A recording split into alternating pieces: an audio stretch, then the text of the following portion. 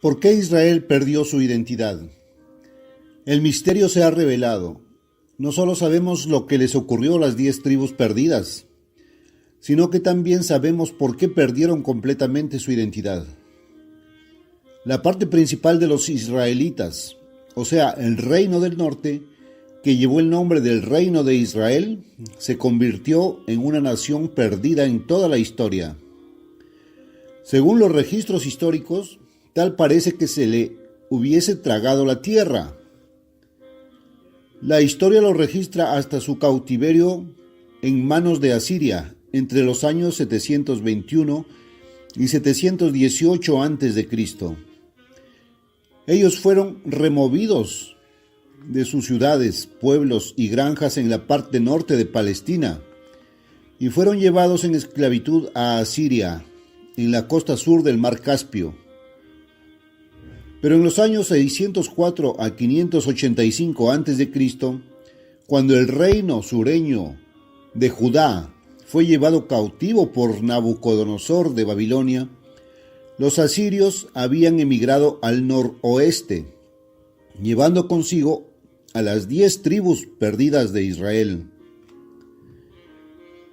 Totalmente habían desaparecido, se habían perdido de vista, hasta donde se desplomaron en sentido noroeste o donde se asentaron finalmente, constituye una página en blanco de la historia. ¿Cuál es la explicación que dan los historiadores y teólogos? No sabiendo la respuesta correcta, ellos explican esto de manera errónea.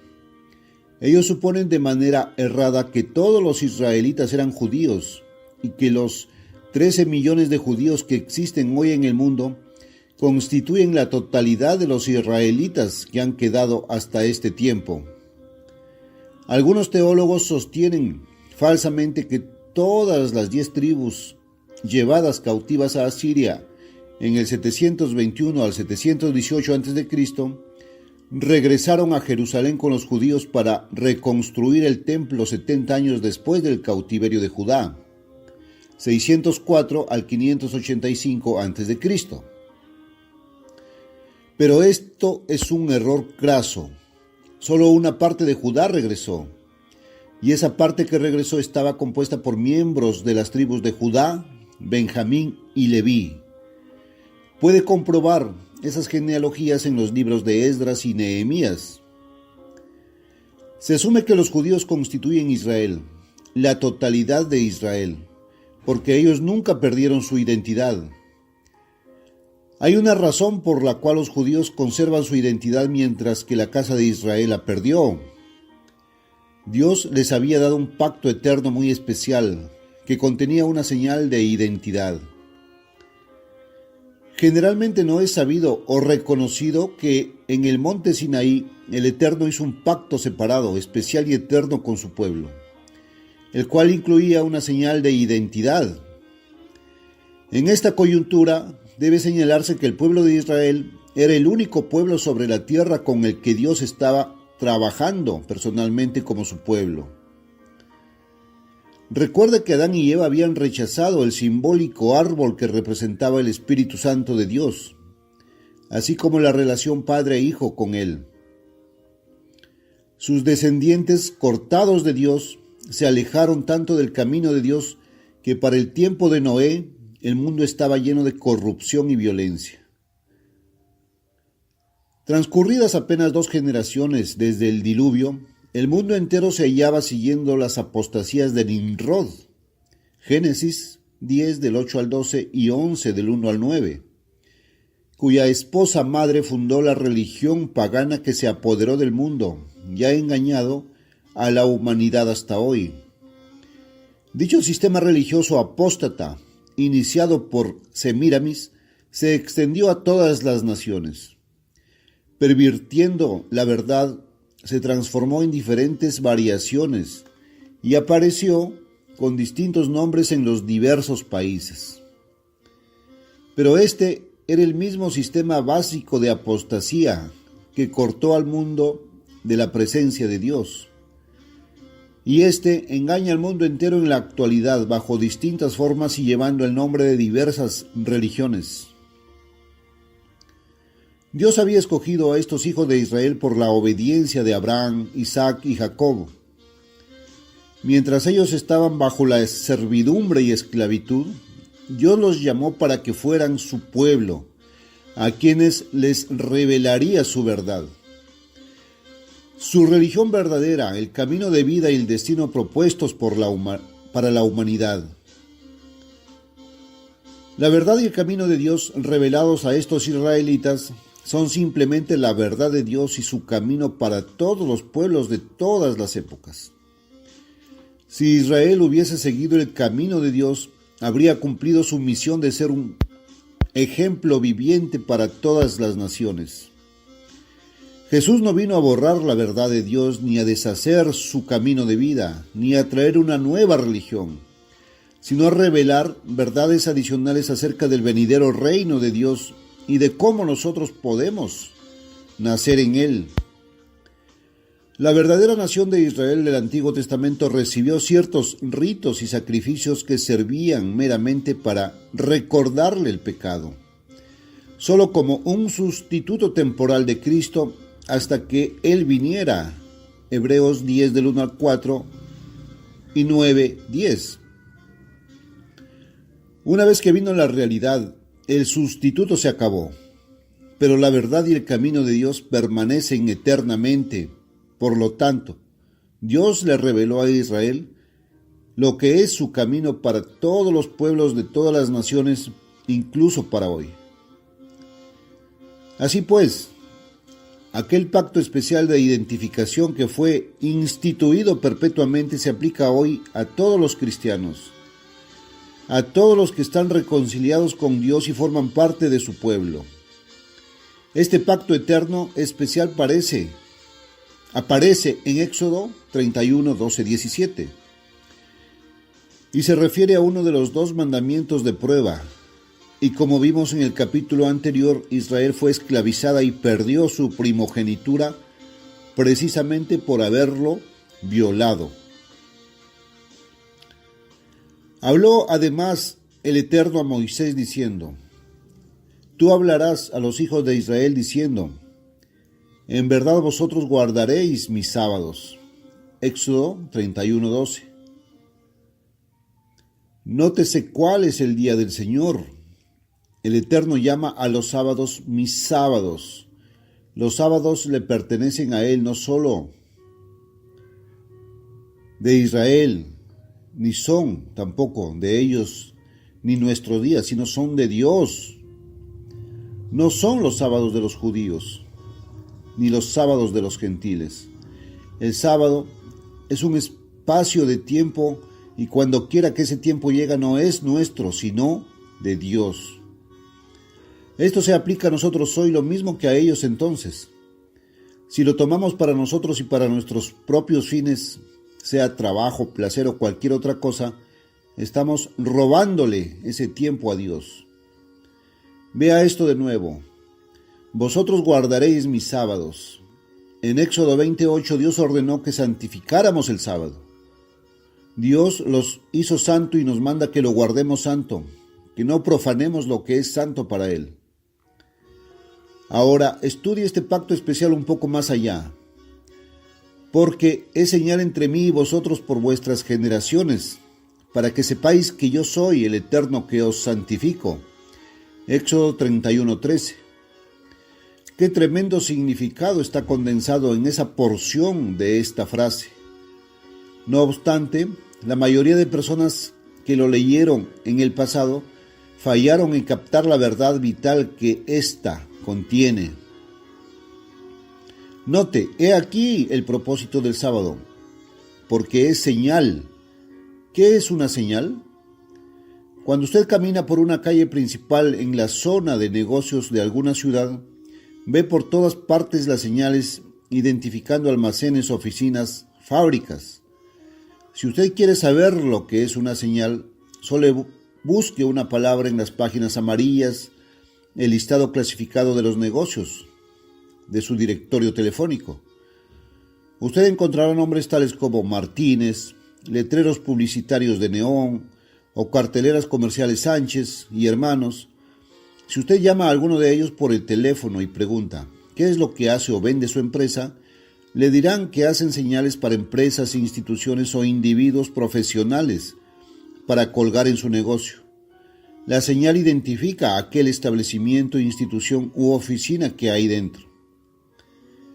Una señal es una insignia, símbolo o ficha de identidad. Usted ve la señal Mueblería de Luis Bravo. La señal identifica al dueño y dice qué tipo de negocio posee.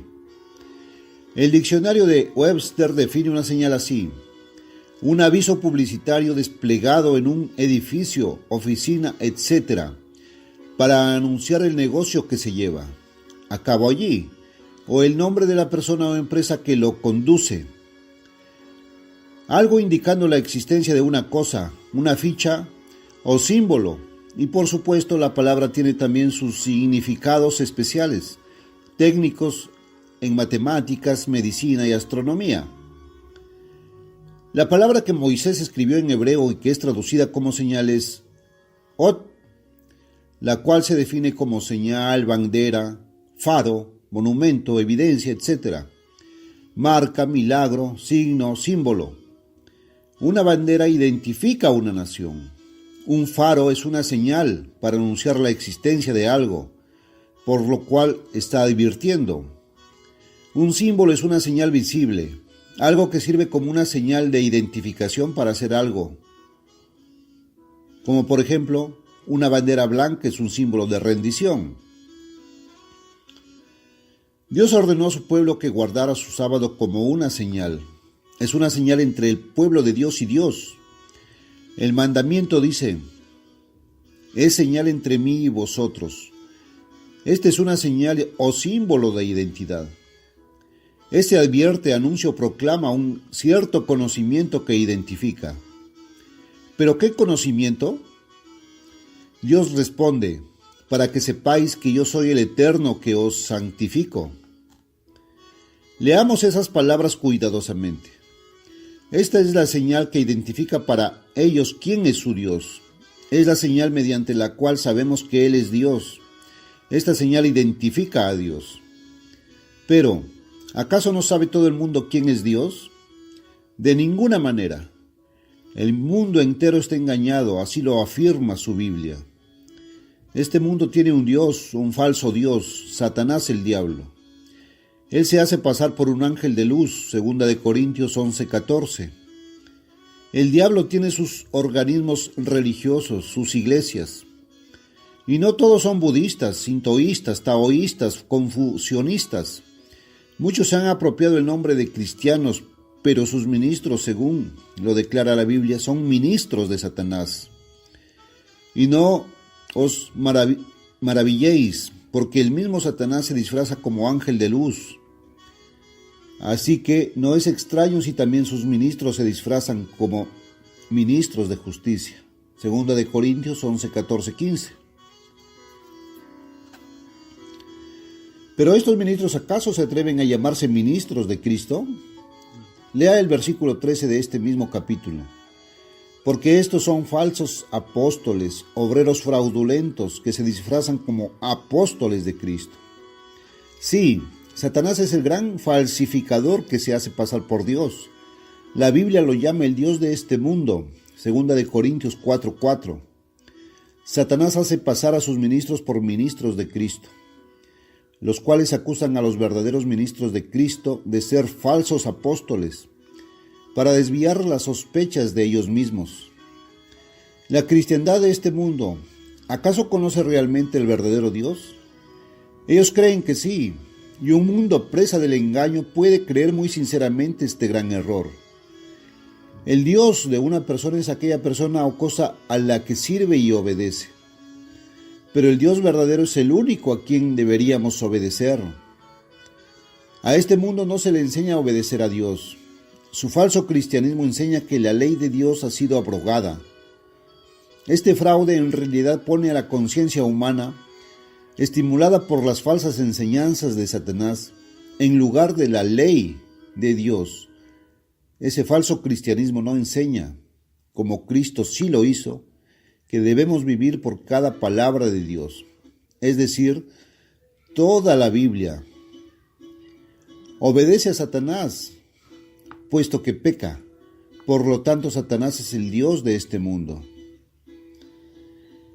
Dios dio su sábado al hombre para que la humanidad mantuviera el conocimiento verdadero y el culto auténtico al Dios verdadero.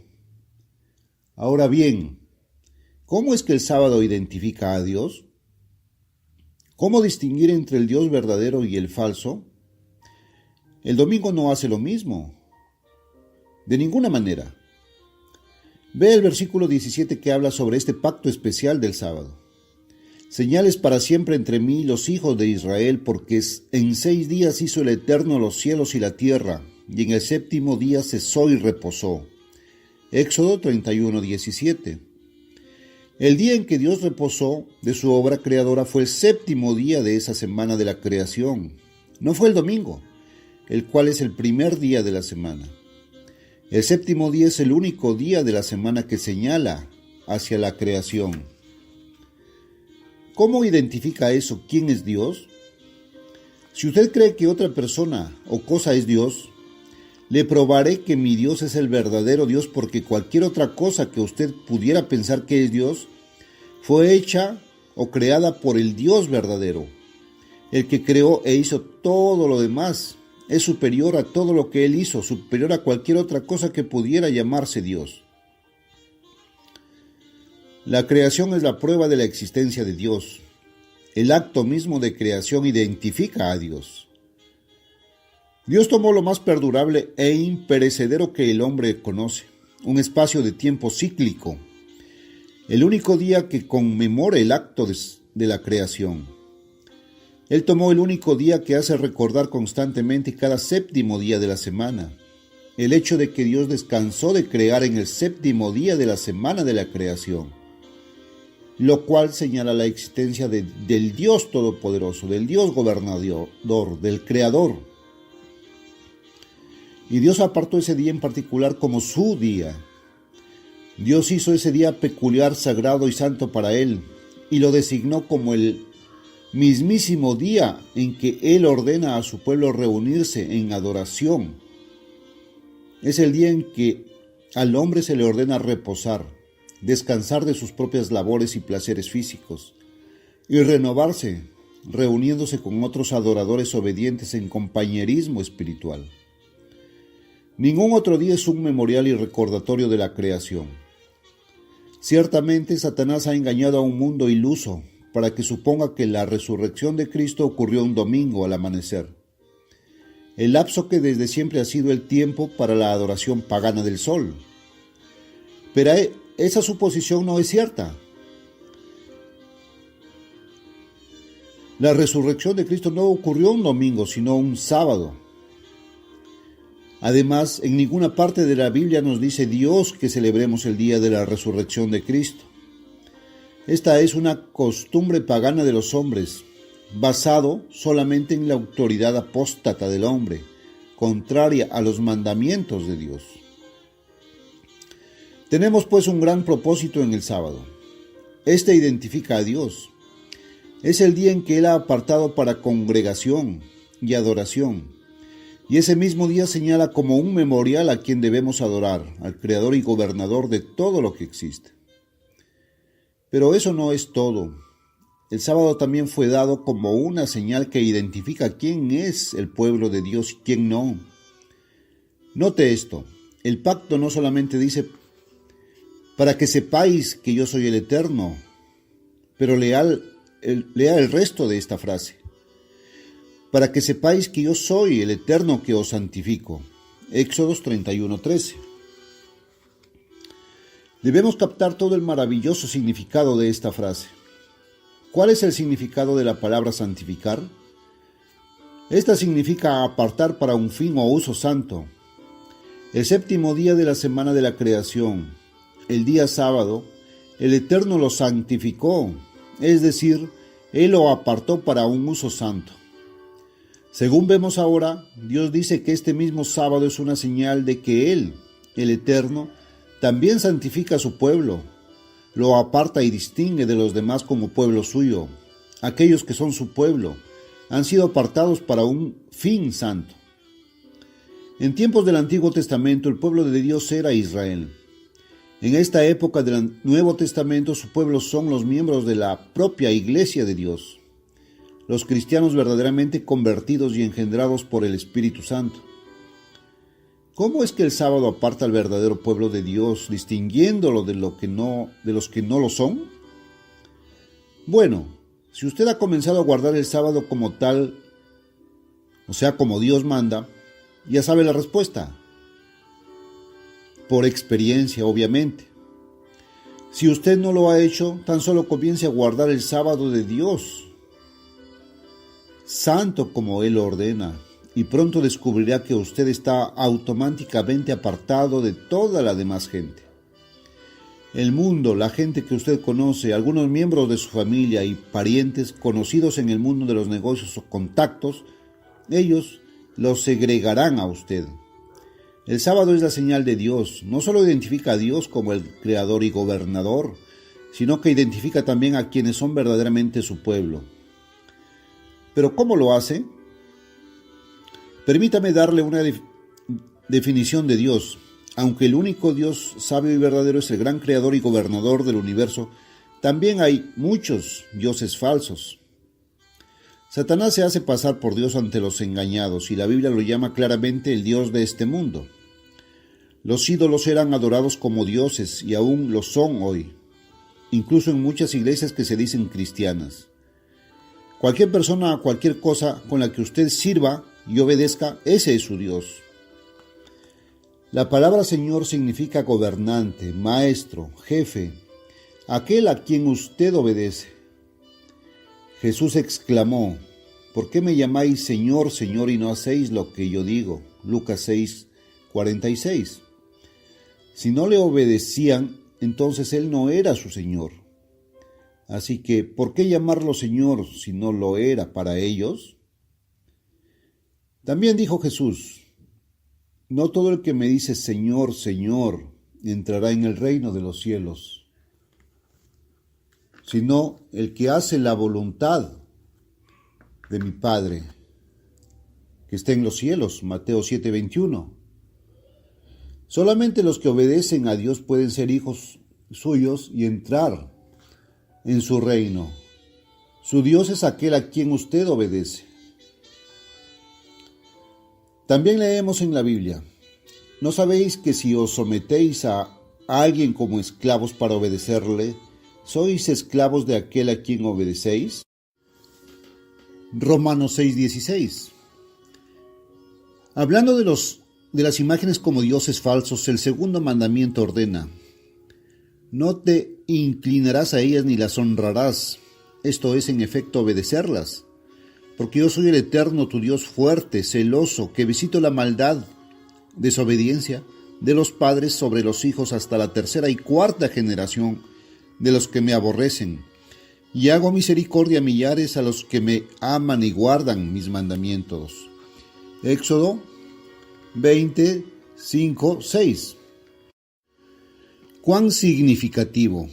El mandamiento del sábado es el único de los 10 que es una señal que identifica quiénes son realmente los cristianos auténticos hoy.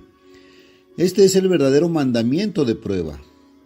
Un individuo puede ser honrado y recto en su trato con los demás, pero puede tener fama de nunca robar ni mentir. Pero esto no lo identifica ni lo distingue, especialmente como cristiano. Muchos que no son cristianos honran a sus padres, al menos así parece a los ojos de los demás. Muchos son considerados como fieles, leales a su cónyuge. Muchos se abstienen de jurar o blasfemar y la mayoría no son homicidas a ojos de los demás. Pero su aparente cumplimiento de estos mandamientos no los marca como seres diferentes, como individuos pertenecientes al pueblo de Dios. En realidad, pocos son los que guardan estos mandamientos en el espíritu, pero esto no lo ve el mundo. En cambio, sí es muy obvio para el mundo cuando la persona guarda el sábado de Dios. Por eso lo hacen tan pocos. A la gente no le gusta que se le identifique como distinta, como perteneciente a Dios y alejada del mundo. La gente quiere ser identificada a ojos de los demás como pertenecientes al mundo. Sienten vergüenza que los amigos, parientes y contactos comerciales lo identifiquen como gente de Dios. Los hombres suelen ser dispuestos a reconocer los 9 mandamientos restantes, pero se rebelan rotundamente contra el mandamiento del sábado. Y es esta la prueba esencial de obediencia. Esta identifica a aquellos que han entregado su voluntad a Dios, que le obedecen a costa de cualquier cosa, incluso de la persecución. Ciertamente el sábado aparta a la persona. Ciertamente es una señal. El día sábado identifica al Dios verdadero, por ser el mismísimo día que Él apartó para que en Él nos congregáramos y le adoráramos.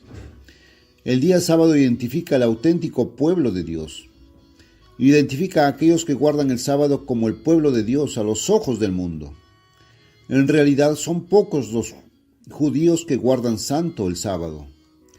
Esto no puede identificarlos ante Dios como su pueblo espiritualmente, pero ellos al menos reconocen ese día en particular. Y aunque profanen ese día delante de Dios, éste los identifica delante del mundo. La señal de Dios es una que usted acepta voluntariamente. En cambio, la bestia, símbolo del inminente, resucitado Sacro Imperio Romano en Europa, tiene una marca que va a imponer a la fuerza. Es una marca que tiene que ver con comprar y vender, con el comercio, los negocios, el ganarse el sustento o tener un empleo. Apocalipsis 13, 16, 17. Sí, este es el mandamiento de prueba, y el mandamiento del cual dependen su propia salvación y la eternidad. He dicho que Dios hizo el sábado un pacto eterno y perpetuo, enteramente independiente y distinto de lo que llamamos el antiguo pacto celebrado en el monte Sinaí. Entonces, ¿en qué sentido es un pacto? Veamos primero lo que es un pacto. El diccionario Webster define pacto como un acuerdo entre personas o partes, un convenio solemne. Un pacto es un contrato o acuerdo mediante el cual una parte promete ciertas recompensas o pagos a cambio de cierto rendimiento estipulado por la otra parte. El antiguo pacto entre Dios y los hijos de Israel, celebrado en el monte Sinaí, impuso ciertos términos y condiciones que el pueblo habría de cumplir, a saber, obedecer los 10 mandamientos. Dios por su parte prometía la recompensa de convertir a Israel en una nación sobre todos los pueblos. Las promesas eran puramente nacionales y materiales y se referían solamente a este pueblo. Pero el nuevo pacto se basa en mejores promesas, Hebreos 8:6, que consiste en una herencia eterna, Hebreos 9:15. Una vez firmado, sellado o ratificado, confirmado un pacto, no se le puede añadir nada más, Gálatas 3:15. Lo que aparezca debajo de la firma no forma parte legal del acuerdo. En Éxodo 14, del 6 al 8, se describe la celebración del antiguo pacto y de cómo éste fue sellado con sangre. Nótese el final que dice: del pacto que el Eterno ha hecho con vosotros. Ya estaba hecho, concluido y completo. La celebración del pacto especial del sábado no aparece sino hasta 7 capítulos más tarde, por lo tanto no formó parte del antiguo pacto. Pero reitero, ¿es el sábado un pacto? La Biblia dice que sí. En Éxodo 31:16, guardarán pues el día de reposo los hijos de Israel, celebrándolo por sus generaciones por pacto perpetuo. Perpetuo significa continuo e ininterrumpido. ¿Pero habría de durar para siempre? La respuesta está en el versículo siguiente. Señales para siempre entre mí y los hijos de Israel. ¿Cuál era la condición que habría de cumplirse? Guardar el sábado santo. Santo es a vosotros, dice Dios en el versículo 14. ¿Y cuál es el premio prometido para cumplir la condición? Este no es solo una señal, sino también un convenio. Entre mí y vosotros, dice Dios, para que sepáis que yo soy el Eterno que os santifico. Así es, Dios prometía santificarlos. Iba a apartarlos como santos, como su pueblo santo. ¿Puede pedir usted una promesa mayor? Sí, se trataba de un pacto. Este es un pacto separado, totalmente distinto e independiente. Aunque alguien quisiera argumentar que el antiguo pacto está abolido y que por lo tanto los 10 mandamientos están abolidos, no podría sostener que este pacto duró solamente hasta la cruz. Este último es un pacto vigente por vuestras generaciones, versículo 13, pacto perpetuo, versículo 16, y para siempre, versículo 17. Sí, dice el rebelde que no quiere obedecer, diciendo, pero este pacto es entre Dios y los hijos de Israel por sus generaciones, es entre Dios y los israelitas para siempre. Entonces, ¿usted admite que esto liga a los israelitas a través de sus generaciones? Hay dos respuestas a este argumento, que si usted lo discute, lo condenarán al lago de fuego. 1. No se puede negar que la observancia del sábado es obligatoria para el pueblo de Dios y que lo es para siempre, por todas sus generaciones. Esas generaciones existen hoy, por lo tanto en la actualidad el pacto los obliga. También usted debe reconocer que la salvación y la cristiandad están disponibles para los judíos y para todos los israelitas. El Evangelio es el poder de Dios para salvación a todo aquel que cree, al judío primeramente y también al griego, Romanos 1:16. Por lo demás, el judío puede ser un cristiano convertido. Más aún, la iglesia en sus comienzos estaba formada casi enteramente por judíos. Así que el judío e incluso un cristiano en la iglesia de Dios está obligado a guardar el sábado de Dios como pacto perpetuo, por todas sus generaciones para siempre. Ahora bien, ¿tiene Dios dos categorías de cristianos? ¿Es pecado para un judío cristiano quebrantar el sábado y pecado para los demás guardarlo? ¿Deben los cristianos judíos congregarse el sábado y los de otras nacionalidades el domingo? ¿No dijo Jesús que una casa dividida contra sí mismas caería? ¿Hay dos clases de cristianos? Gálatas 3:28-29 nos dice: ya no hay judío ni griego, no hay esclavo ni libre, no hay varón ni mujer, porque todos vosotros sois uno en Cristo Jesús. Y si vosotros sois de Cristo, ciertamente linaje de Abraham sois, y herederos según la promesa. Si el sábado es obligatorio hoy para los judíos en la iglesia de Dios, y si todos somos uno en Cristo, sin diferencia entre unos y otros, entonces también es obligatorio para los gentiles. 2. Pero también hay una respuesta a este argumento. Los pueblos de Estados Unidos, la Mancomunidad Británica y el noroeste de Europa, de hecho son los pueblos de las 10 tribus de la casa de Israel. El pueblo judío es la casa de Judá. Si el sábado es la señal de Dios que identifica a su pueblo de Israel, entonces ¿por qué estas naciones no guardan el sábado? La respuesta a esta pregunta es al mismo tiempo la respuesta a otras. ¿Por qué las 10 tribus de la casa de Israel se llaman las 10 tribus perdidas? ¿Por qué sus descendientes se creen gentiles? ¿Por qué esas naciones no conocen su verdadera identidad? Es algo verdaderamente extraordinario, asombroso e increíble. La pasmosa verdad de todo esto es mucho más extraña que una ficción. He aquí los hechos que han estado ocultos por siglos y que son más intrigantes que una novela de misterio. ¿Por qué el sábado es llamado irrespetuosa y burlescamente el sábado de los judíos? ¿Por qué cree todo el mundo que todos los israelitas son judíos y que todos los judíos son los únicos israelitas que hay? He aquí una asombrosa sorpresa para aquellos que han creído eso. Los judíos son únicamente una pequeña minoría de los israelitas. En ninguna parte de toda la Biblia se llama judíos a alguna de las 10 tribus de la nación de Israel. Este nombre de judío se aplica únicamente a la tribu de Judá. Los judíos son verdaderamente israelitas, pero solo parte de los israelitas son judíos. Tan pronto como ascendió al trono, Jeroboam comenzó a temer que sus súbditos, viajando a Jerusalén para las fiestas anuales, desearan de nuevo a Roboam como rey.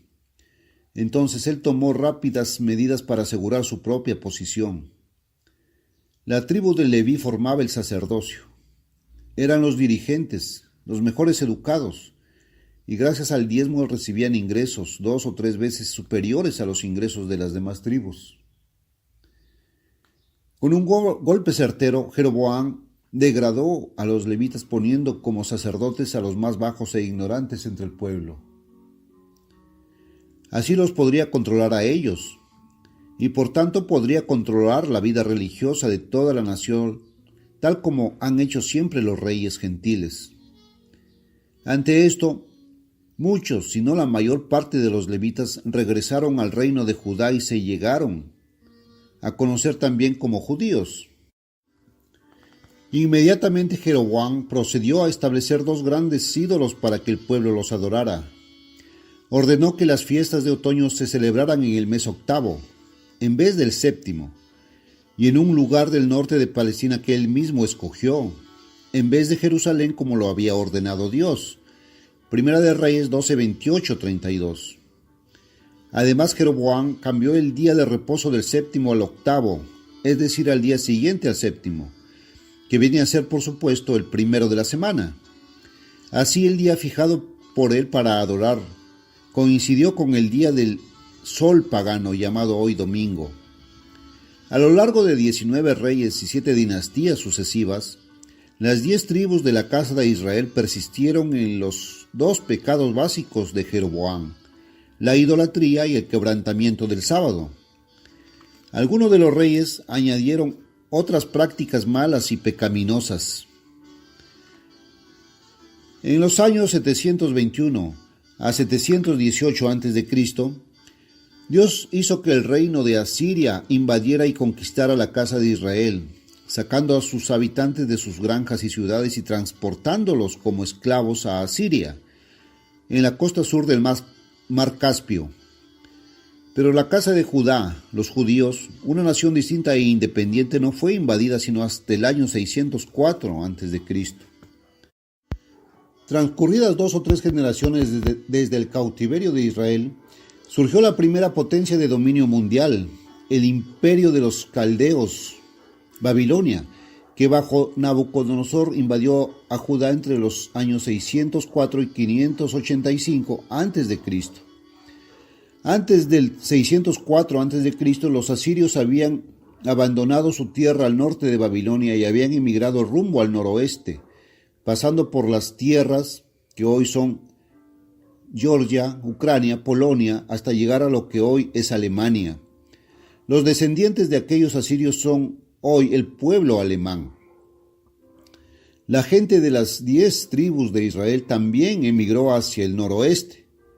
Aunque los asirios habían llevado cautivo a Israel, estos no siguieron como esclavos de Asiria en Europa. Ellos continuaron su viaje un poco más lejos, hacia Europa occidental, Escandinavia y las Islas Británicas. Ahora, ¿por qué se conocen como las 10 tribus perdidas? Porque perdieron la señal que las identificaba como nación. El rey Jeroboam cambió el día de culto del 7 al primer día de la semana, que era el día del sol, el domingo. Los reyes que le sucedieron mantuvieron esa práctica así como la idolatría. Conservaron su identidad mientras permanecieron en la tierra de Israel y se llamaron por el nombre Reino de Israel. Pero en Asiria dejaron de ser una nación con su propio gobierno y su rey. Ellos fueron meramente esclavos con el paso de las generaciones, adoptaron el idioma asirio y así perdieron su lengua hebrea, tal como lo había predicho la profecía bíblica, y perdieron su identidad nacional.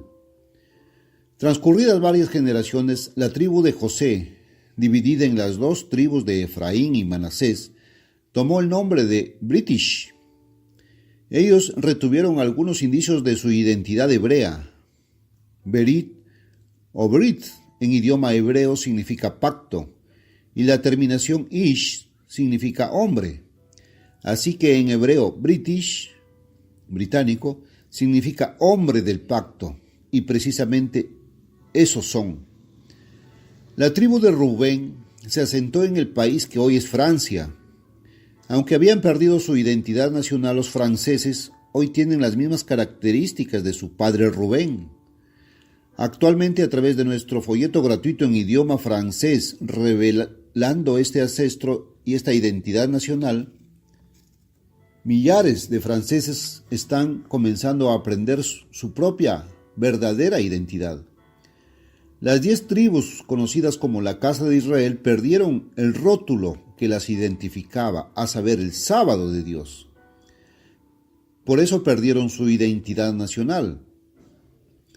En cambio, Judá sí guardó el sábado. No lo mantuvieron santo, ni lo guardaron a la manera de Dios, pero al menos lo reconocieron y lo siguen reconociendo como el día de reposo que se guarda y se observa.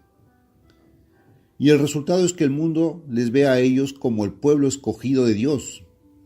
El mundo piensa que ellos son Israel, no meramente Judá.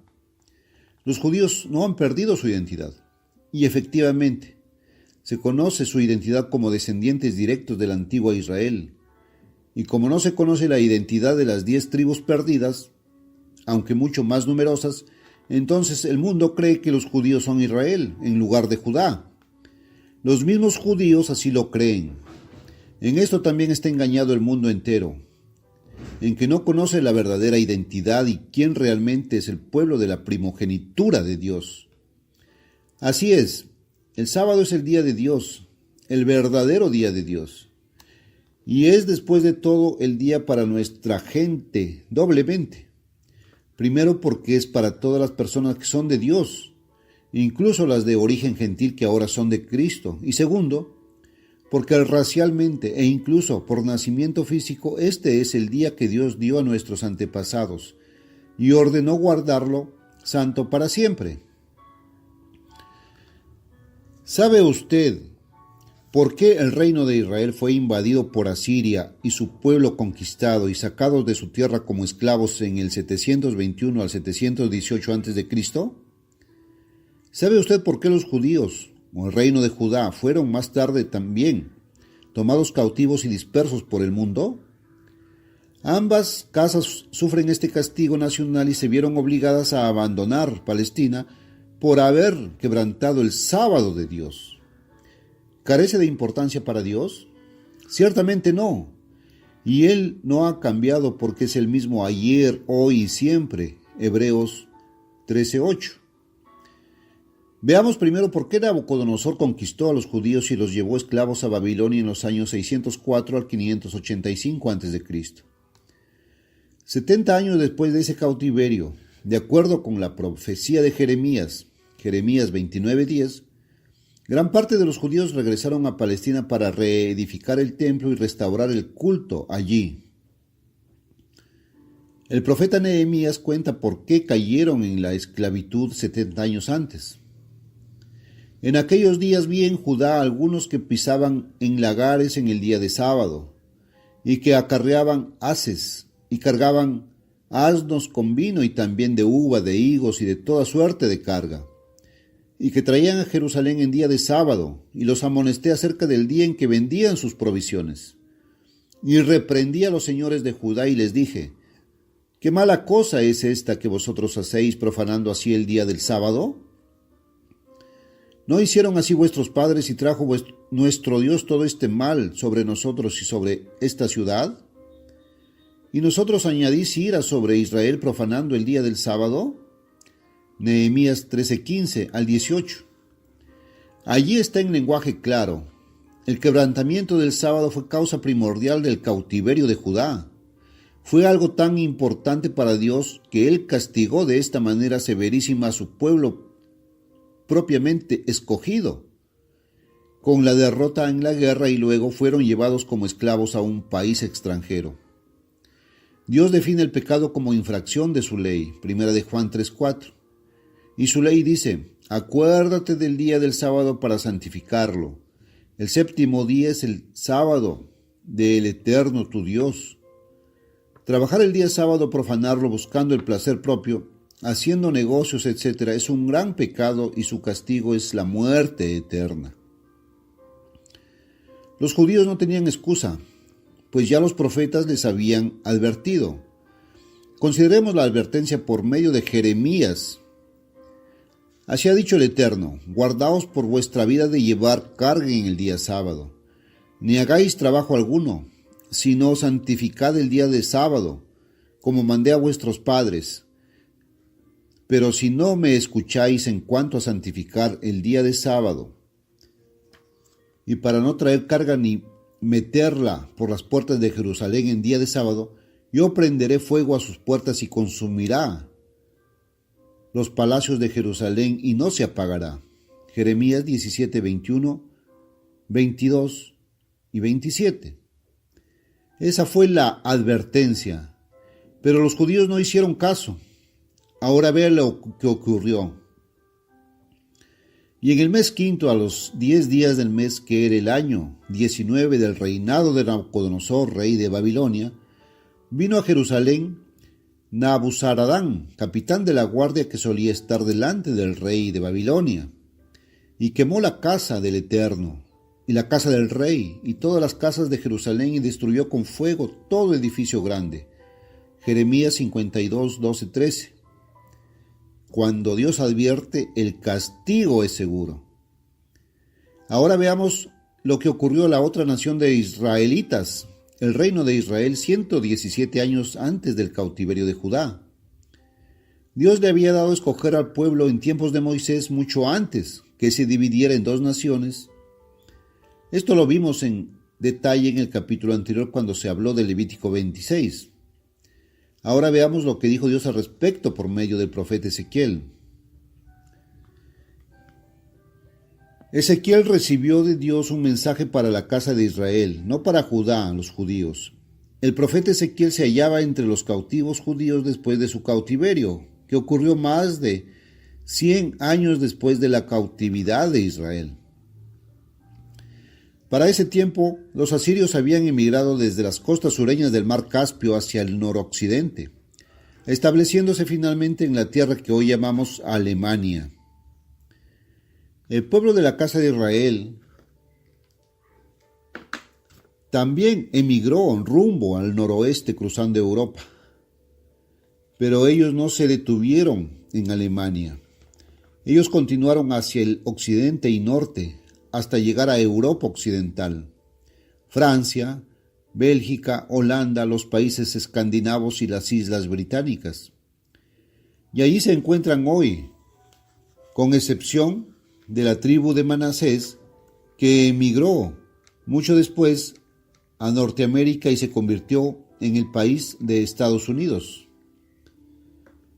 El profeta Ezequiel recibió la comisión de ir desde donde él estaba entre los judíos a la casa de Israel. Ve y habla a la casa de Israel, dijo Dios, Ezequiel 3:1, y entra a la casa de Israel, versículo 4. Pero Ezequiel nunca llevó aquel mensaje a la casa perdida de Israel. No podía llevarlo porque también era esclavo entre los judíos. Hoy, sin embargo, sí está llevando el mensaje, al haberlo escrito en su libro, en la Biblia, y comunicando ese mismo pueblo a través de la pura verdad y el programa El Mundo de Mañana. Esta es una profecía, este es un mensaje para estos pueblos hoy día. Usted lo está leyendo ahora mismo. Dios le ayuda a prestar atención. Refiriéndose primero a la antigua Israel, Dios dice en Ezequiel 20, los saqué de la tierra de Egipto y los traje al desierto y les di mis estatutos y les hice conocer mis decretos, por los cuales el hombre que los cumpliere vivirá. Y les di también mis días de reposo, para que fuesen por señal entre mí y ellos, para que supieran que yo soy el Eterno que los santifico. Versículos 10-12. Nótese que este pasaje repite las palabras exactas del pacto eterno del sábado, de Éxodo 31, 12, 17. Luego prosigue, mas se rebeló contra mí la casa de Israel en el desierto, no anduvieron en mis estatutos y desecharon mis ordenanzas y profanaron en gran manera mis sábados. Ezequiel 20:13. Una generación más tarde Dios les imploró a sus hijos así. Dije en el desierto a sus hijos, no andéis en los estatutos de vuestros padres, ni guardéis sus ordenanzas, ni os contaminéis con sus ídolos. Yo soy el Eterno vuestro Dios. Andad en mis estatutos y guardad mis preceptos, y ponedlos por obra y santificad mis sábados, y sean por señal entre mí y vosotros, para que sepáis que yo soy el Eterno vuestro Dios. Versículo 18-20. Los versículos anteriores hacen una distinción enfática entre los estatutos, preceptos y sábados de Dios por una parte, y los sábados, estatutos y preceptos de sus padres por la otra. El pueblo estaba observando un día distinto del sábado de Dios, y habían adoptado el día de los paganos, que hoy se llama domingo, pero que era el día del sol y la adoración al sol. Mas los hijos se rebelaron contra mí, prosiguió Dios a través del profeta Ezequiel. Profanaron mis sábados, versículo 21. Entonces, ¿qué hizo Dios generaciones más tarde? Los dispersó en cautiverio nacional y esclavitud, versículo 23. ¿Pero por qué? Porque no pusieron por obra mis ordenanzas, sino que desecharon mis estatutos y profanaron mis sábados, y se les fueron los ojos tras los ídolos de sus padres. Versículo 24. Esta es la respuesta. ¿Tenía importancia para Dios? Continuemos leyendo esta asombrosa profecía. Note que la profecía es para nosotros hoy. Hablando de un tiempo en algún momento pronto, en nuestro tiempo, Dios les dice a nuestros antepasados: vivo yo, dice el Eterno, el Señor, que con mano fuerte y brazo extendido y enojo derramado he de reinar sobre vosotros. Ezequiel 20:33. La expresión enojo derramado se refiere a las últimas 7 plagas en el mismo tiempo de la segunda venida de Cristo. Ver Apocalipsis 16:1. El tiempo cuando Cristo reinará sobre nosotros inicia al momento y después de su segunda venida. Por consiguiente, esta es una profecía para nuestros tiempos. Todas las profecías bíblicas que muestran dónde estará nuestro pueblo Israel cuando regrese Cristo en su segunda venida y cuando se produzca el gran éxodo a Palestina, indican que ellos estarán cautivos y esclavizados otra vez. La profecía continúa: y os sacaré entre los pueblos, y os reuniré de las tierras en que estáis esparcidos, con enojo derramado, y os traeré al desierto de los pueblos. Este es el éxodo venidero. Ver Jeremías 23:7 y 8. Y allí litigaré con vosotros cara a cara. Ezequiel 20:34-35.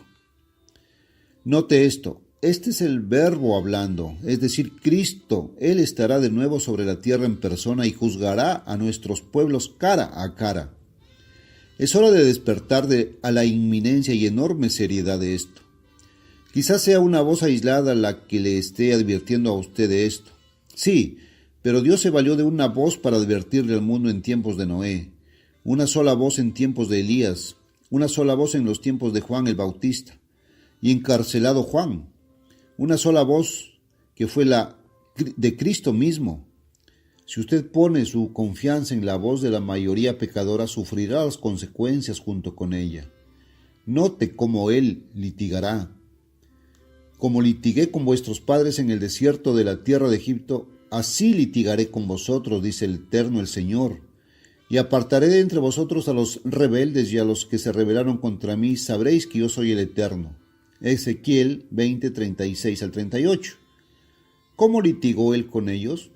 Instándoles a santificar mis sábados y no los de sus padres, para que sepáis que yo soy el Eterno. Y aquellos de nosotros que vayamos a Palestina sabremos que Él es el Eterno. ¿Cómo lo sabrán? Por su señal del sábado. Lea los versículos 42-44 en su propia Biblia. Dios dice que cuando nuestros pueblos cesen su rebelión y guarden su sábado, se acordarán de sus caminos profanos y se aborrecerán por haber quebrantado el sábado. Estas son enseñanzas muy fuertes. Esta es la palabra de Dios hablándole a usted.